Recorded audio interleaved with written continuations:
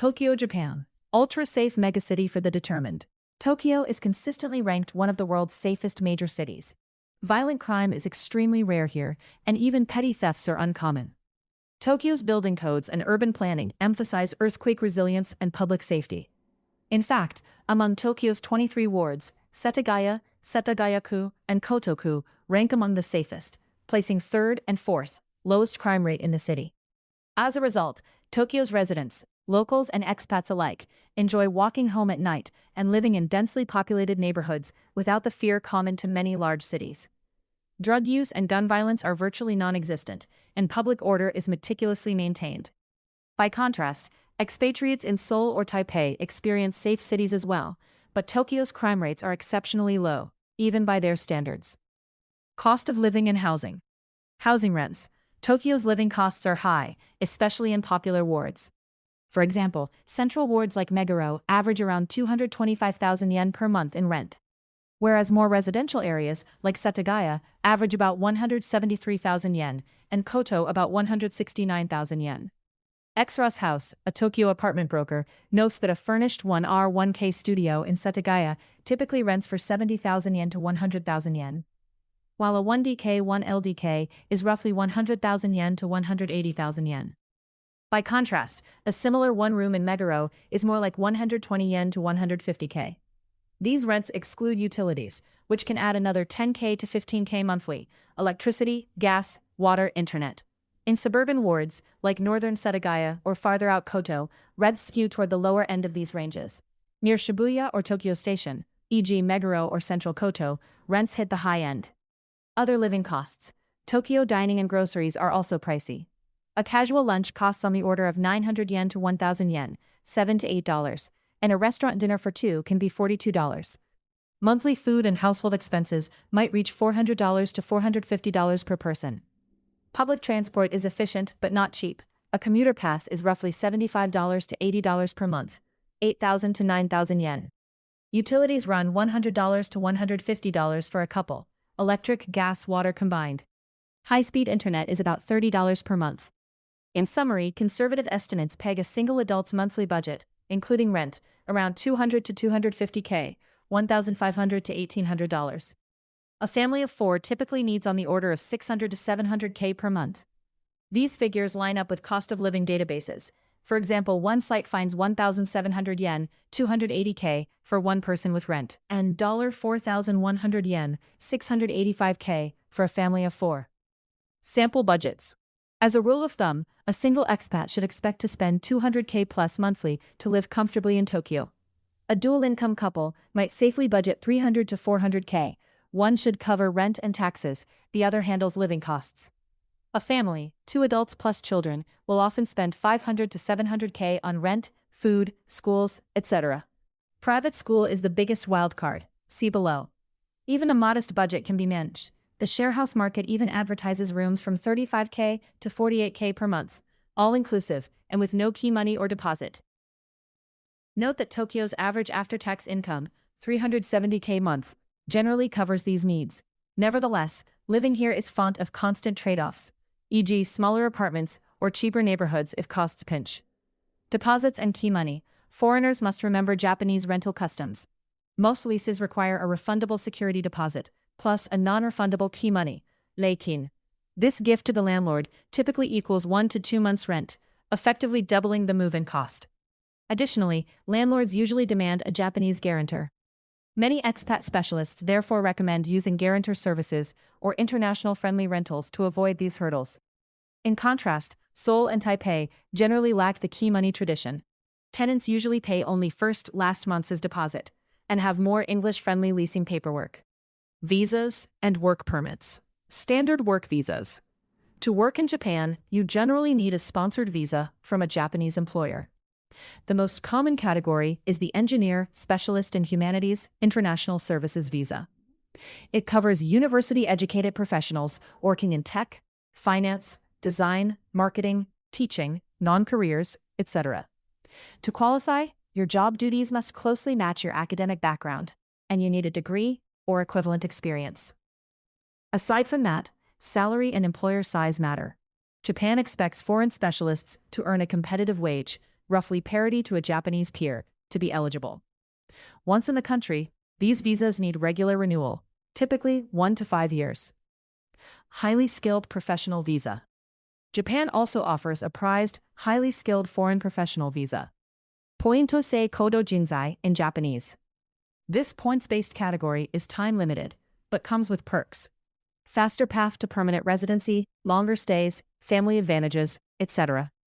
To qualify, you must first fit one of the advanced work categories, e.g., researcher, engineer, manager, and score at least 70 points on a governance scale. Points are awarded for high qualifications, salary, experience, advanced degrees, etc. For example, a master's or doctorate, a tech job, and a high salary will boost your score. Achieving HSP status generally requires a very strong profile, but it grants multiple years and eventually no-limit renewals. By contrast, neither Seoul nor Taipei has an exact equivalent points-based visa. South Korea mostly issues fixed-term student work visas, and Taiwan offers an entrepreneur visa, but without a broad fast-track program like Japan's HSP. Startup and investor visas. Japan has introduced special pathways for entrepreneurs. In Tokyo, a startup visa program lets foreign founders spend 1 year in Japan on a designated activities, special activities visa, to prepare their business. Practically, you must present a recognized business plan, in approved fields, to Tokyo authorities, who then pre-approve your application so you can land with this 1-year startup visa. This period is meant for setting up office, raising funds, etc., before switching to a full business/management visa. It's worth noting that Japan's business visa requirements have become very strict.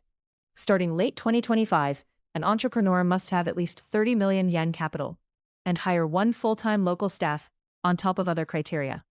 In sum, Tokyo's startup program offers a bridge into Japan, but scaling beyond that requires meeting stiff business manager conditions. Healthcare and national insurance. Japan has universal medical insurance. Every resident, including foreigners, must enroll. If you work for a company, you typically join your employer's plan. You sign up for national health insurance, Kokumin Kenko Hoken, at your city/ward office within 14 days of arriving or leaving employment. Premiums are income-based.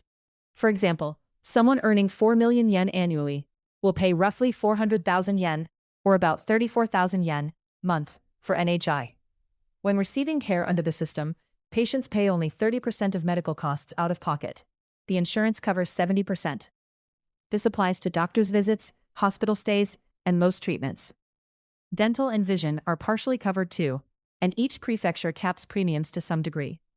The quality of healthcare in Tokyo is excellent. International hospitals and major clinics are well staffed. Many doctors speak some English, and wait times are usually short. Still, navigating the system requires paperwork in Japanese. In comparison, South Korea and Taiwan have similarly strong insurance. Korea's national health insurance also covers 60 to 70% of costs, and Taiwan's covers essential care. But Japan's system is among the most comprehensive globally, with extremely high life expectancy, reflected in OECD reports. Taxes and finances. National income tax starts at 5% on low incomes and rises to 45% on the highest brackets. For example, taxable income over 40 million yen is taxed at 45%, plus a 2.1% reconstruction surtax. On top of that, local inhabitant taxes, prefectural plus municipal, add about 10% of your income each year. So effectively, high earners pay roughly half their income in combined taxes. In addition, Japan's consumption tax, sales tax, is a flat 10% on most goods and services. These rates mean Tokyo is not a tax haven, but it's comparable to other wealthy cities. Notably, Tokyo does not have wealth or capital gains taxes beyond corporate rates, and foreign source income is generally exempt unless you live here long-term. Expats should do tax planning, especially if they have overseas income.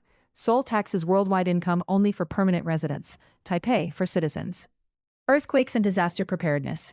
Tokyo is on the other side of the Pacific Ring of Fire, so seismic activity is a fact of life. History warns that large quakes, magnitudes 7 to 8, could strike the region every few decades. The city is well prepared. Japan's building codes, overhauled after the 1995 Kobe quake and again in 1981, ensure nearly all buildings and infrastructure can survive major tremors.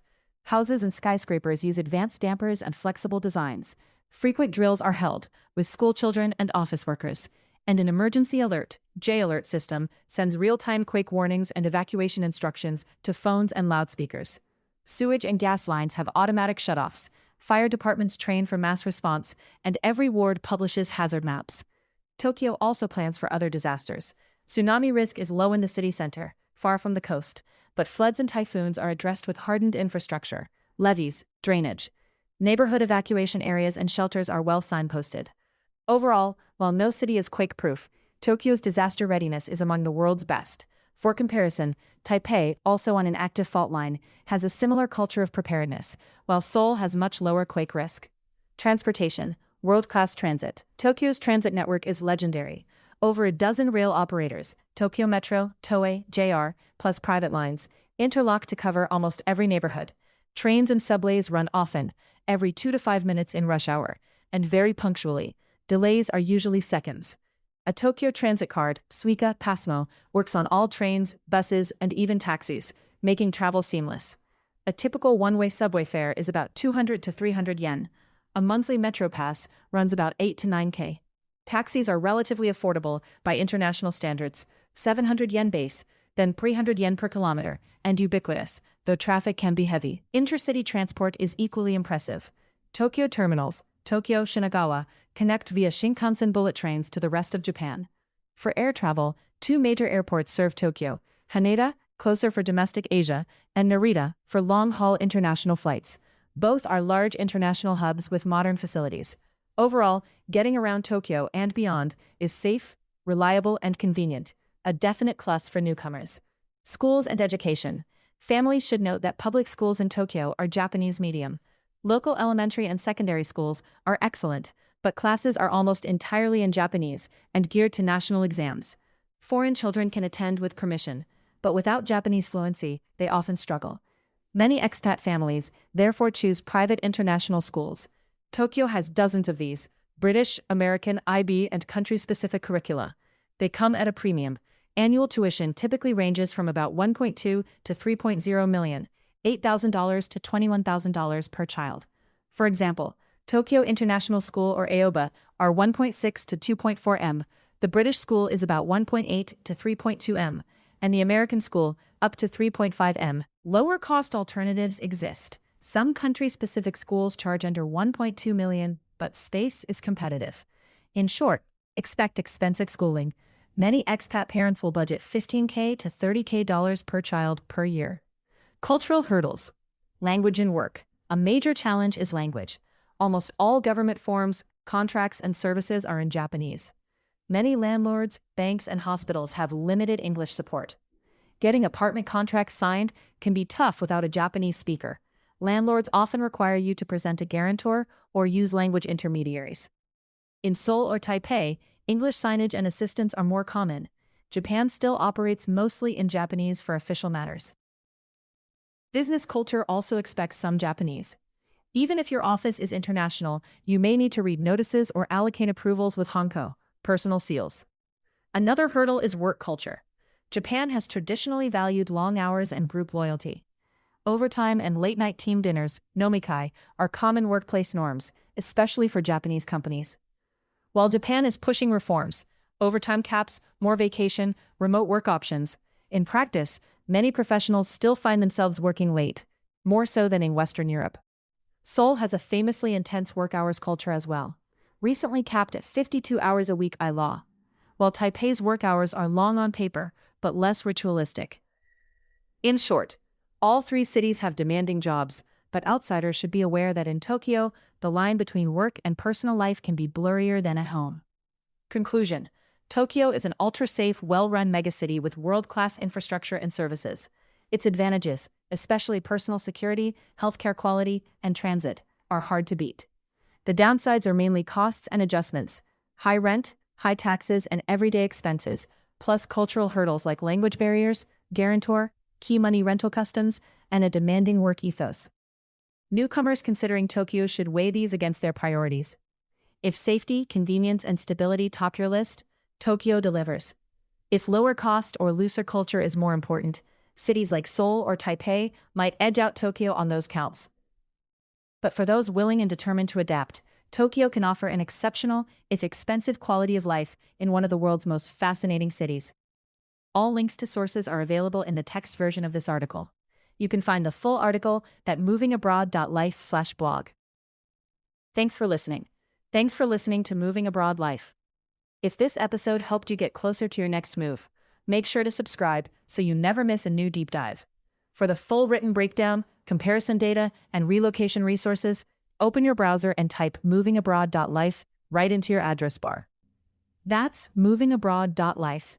2 words, movingabroad.life. New research drops multiple times a week. See you in the next one.